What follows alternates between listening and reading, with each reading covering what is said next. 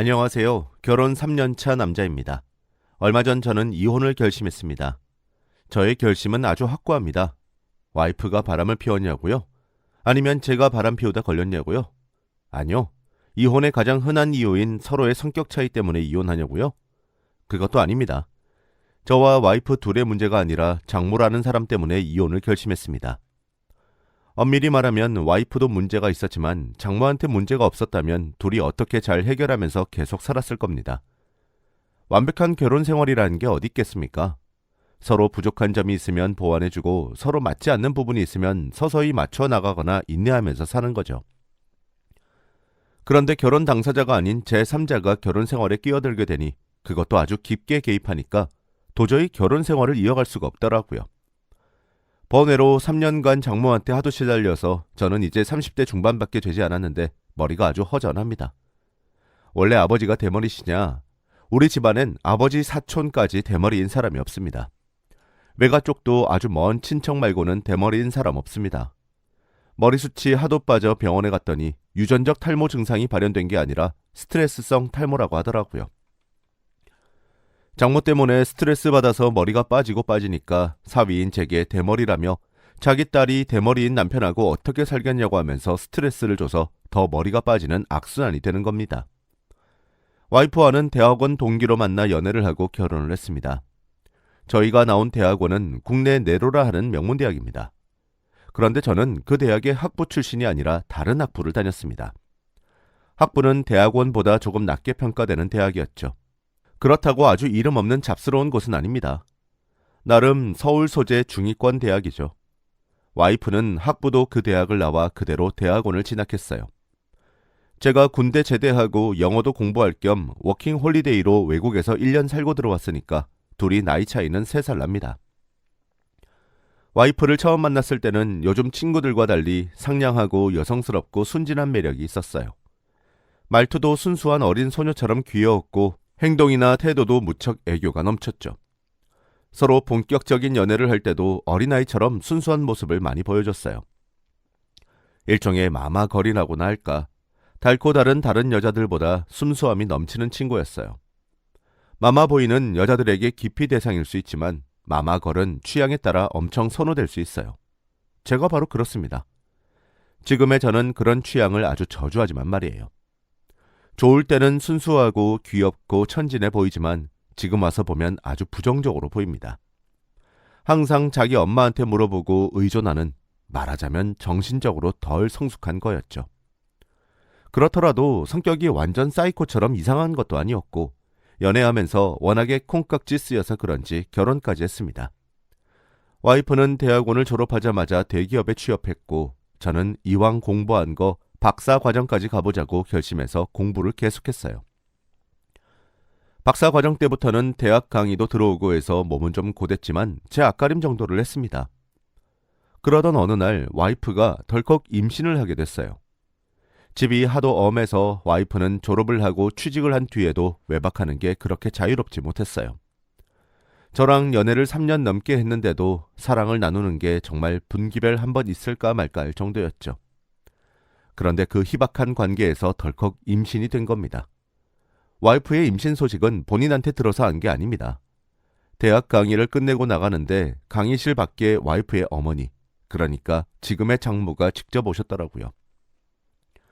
연애하면서 와이프의 어머니한테 몇 번 인사를 드린 적이 있어서 대번에 알아봤어요. 강의실 밖에서 기다리던 와이프의 어머니를 보고 정말 깜짝 놀랐어요. 보통 사람들 같으면 그럴 일이 없지 않나요?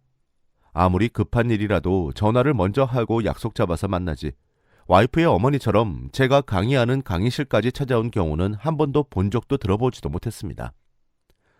저는 강의실 밖에서 와이프 어머니를 보고 황급히 인사를 드렸습니다. 아이고 어머님 어쩐 일이세요? 여기까지 연락도 안 주시고. 자네한테 아주 중요하게 할 얘기가 있어. 지금 여기서 할까? 아니면 근처 카페에서 하시죠. 학생회관 건물에 카페가 있습니다. 그렇게 와이프의 어머니를 카페로 모시고 갔는데 그 자리에서 와이프 어머니가 단도직입적으로 말씀하셨죠. 우리 딸애가 임신을 했어. 어떻게 할 셈인가? 와이프 어머니는 그 자리에서 당장 결혼 날짜 잡아야 한다고 하셨습니다. 그래서 저는 너무 갑작스럽게 결혼 준비를 하기는 벅차고 지금 하는 강의며 공부하는 것도 있고 해서 그냥 서로 먼저 혼인신고를 하고 결혼은 아이 낳고 천천히 적당한 데 골라서 하면 안 되겠냐고 했죠. 그랬더니 아주 눈에 쌍심지를 켜지고 제게 쏘아붙였어요. 우리 딸 애 갖게 해놓곤 발뺌하려는 거냐? 그러면 자기가 가만히 있을 줄 아냐? 학교에 다 말해서 제 앞길을 막겠다. 뭐 이런 험한 말들을 쏟아부으셨죠. 그래서 저는 저 그렇게 파렴치한 놈 아닙니다. 땡땡이를 매우 사랑하고 결혼한다면 당연히 땡땡이랑 할 거예요. 아이를 낳아도 제가 직장 같은데 매일 나가는 건 아니어서 양육하는 데는 보탬이 될 수 있습니다만 결혼식을 지금 당장 준비하는 건 여건이 어렵습니다.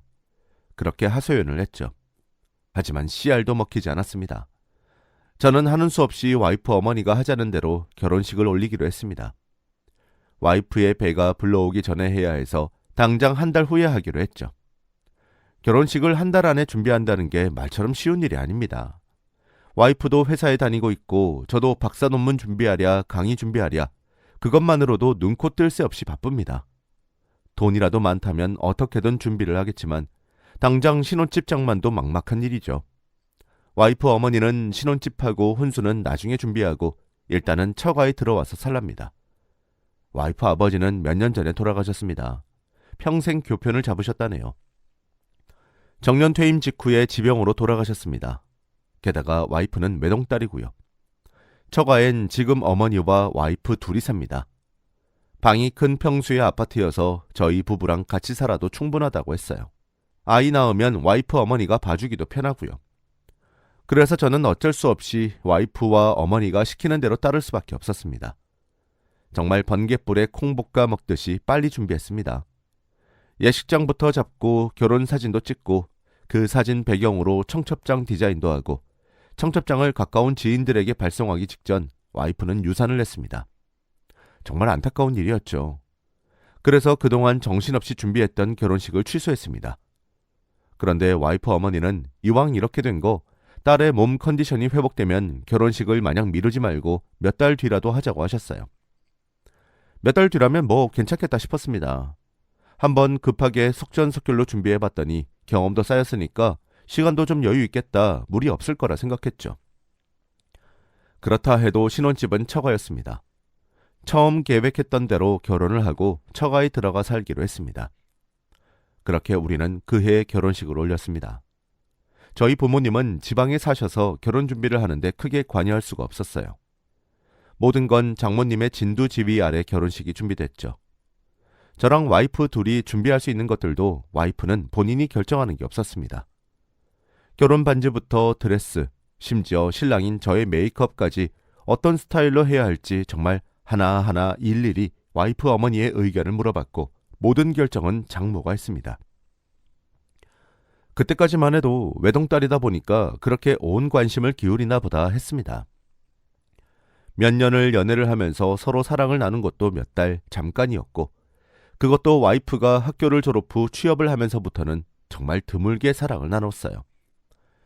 그렇게 결혼을 하게 되면은 귀가 압박 없이 마음껏 와이프와 사랑을 나눌 수 있겠다는 기대감 때문에 장모의 극성스러운 개입에 대해 크게 생각하지 못했습니다.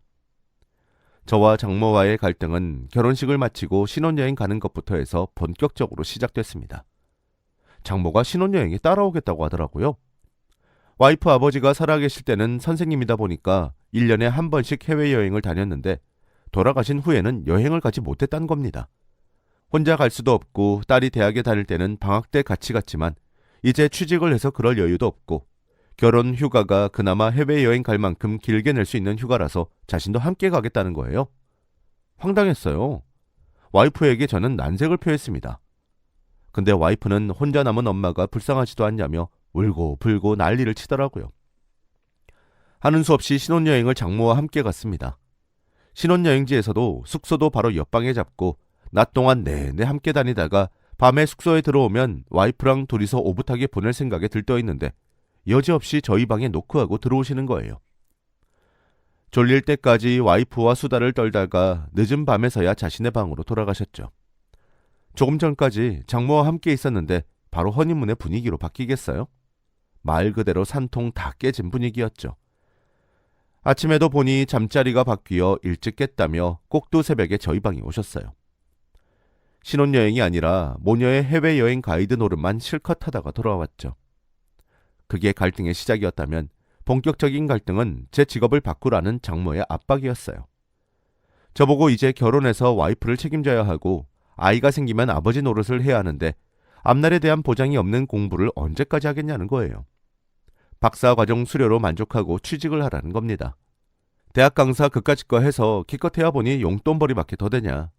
내 딸이 저보다 두세 배는 더 버는데 무능한 남편 먹여 살리라고 딸 공부시킨 거 아니다. 그러시더라고요.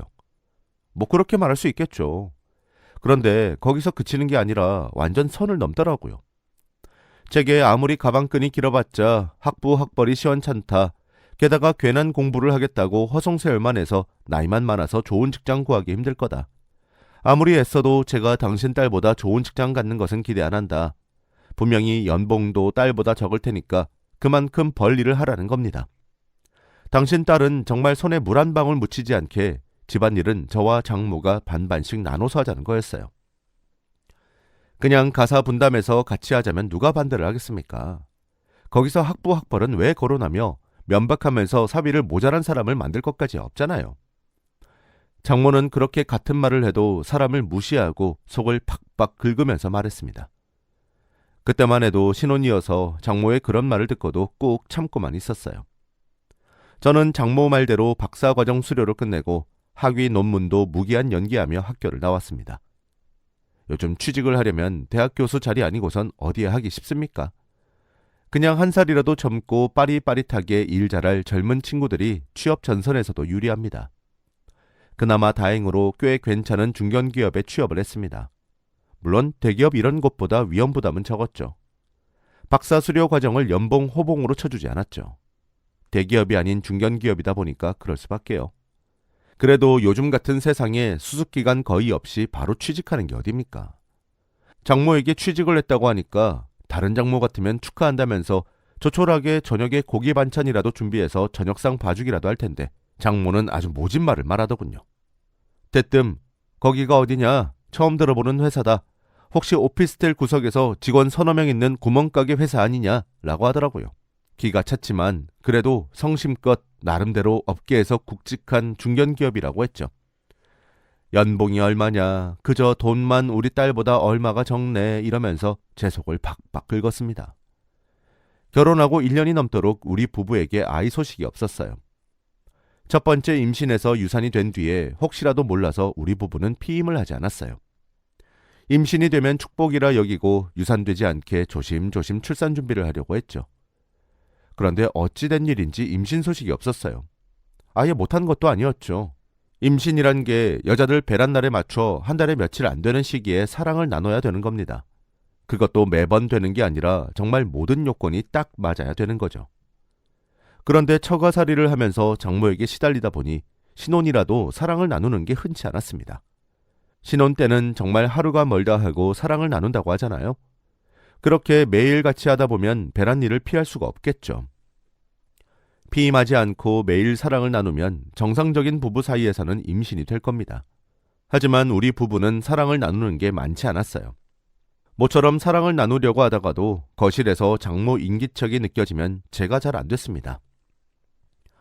어떻게든 다시 시도해 보려고 해도 와이프도 도와주지 않고 그냥 포기했죠. 흔히 하늘을 봐야 별을 딴다고 하는데 우리 부부는 1분도 하늘 볼 일이 별로 없었던 겁니다. 그런데 장모는 결혼한 지 1년 넘게 임신 소식이 없자 그 모든 걸 제 탓으로 돌리더라고요.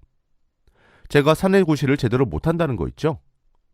아무리 당신 딸이 귀하고 사위가 못마땅하다고 해도 그렇지. 그게 장모가 사위한테 할 소리입니까? 그래서 이대로는 안 되겠다 싶어서 분가를 하려고 시도했습니다. 직장도 있으니까 전세 대출 받고 신용 대출 받으면 우리 두 사람이 살만한 집은 구할 수 있을 거라 생각을 했죠. 장모에게 집을 얻어 나가겠다고 하니까 인상 구기면서 이러더군요. 자네 능력으로 얻을 수 있는 집이 서울에 있어? 혹시 학교 앞 같은 방 한 칸짜리 원룸 같은 거 얻으려는 거 아니지? 적어도 24평 이상, 신축 아파트 이상 아니면 나가 살 생각하지 마. 서울 변두리도 안 되고 반드시 역세권에 24평 이상 방 3개는 돼야 한답니다.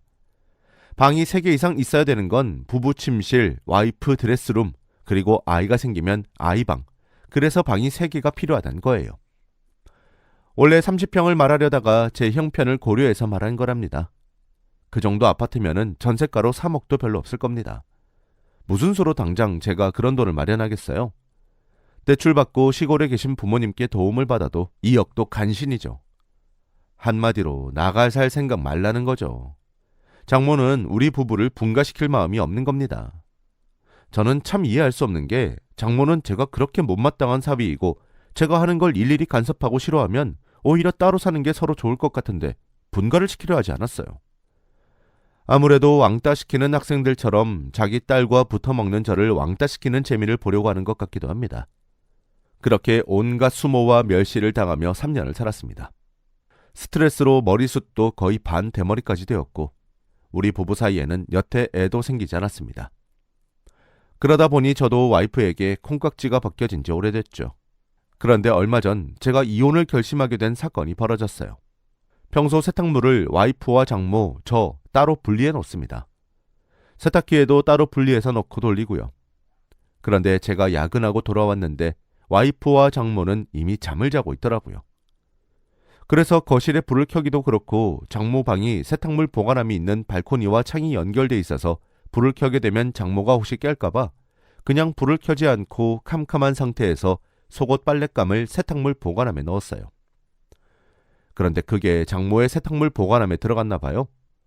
다음날 아침에 장모가 그걸 발견하고 출근을 하려는 저에게 잔소리를 했습니다. 뭐 매번 그런 것도 아니고 살다 보면 실수할 수 있는 거 아니겠어요? 저는 평소대로 죄송하다고 앞으로 조심하겠다 그랬죠. 그런데 장모는 화장실 청소할 때 쓰는 고무장갑을 끼고 제 속옷을 집어들더니 쓰레기통에 집어넣는 겁니다. 아니 무슨 제가 노숙자도 아니고 입고 벗은 속옷이라지만 더러워봤자 그게 얼마나 더럽겠습니까? 매일 갈아입는 속옷에 샤워도 하는데 저를 정말 쓰레기 취급한다는 생각이 들더군요. 그 모습을 보고 꼭지가 돌았습니다. 그래서 처음으로 장모에게 큰 소리를 쳤어요. 지금 뭐 하시는 거예요? 제가 쓰레기예요? 평소 한 번도 제가 소리치는 모습을 못 보다 갑자기 소리를 치니까 장모와 와이프가 엄청 당황하더군요. 와이프는 제 팔을 붙잡고는 오빠 왜 그래? 제정신이야? 라고 했죠. 그래서 와이프에게도 큰 소리로 말했습니다. 너도 네 엄마랑 똑같아. 똑같은 사람들끼리 잘 살아봐. 그렇게 소리 지르고 집을 나왔습니다. 그리고 며칠을 귀가하지 않고 회사 근처 모텔에서 생활했어요. 갈아입을 옷도 사 입었습니다. 그리고 주말에 집에 가서 캐리어에다 당장 입을 옷과 제 물건들을 챙겨 나왔습니다. 와이프와 장모에게는 이혼 절차를 밟겠다고 했어요.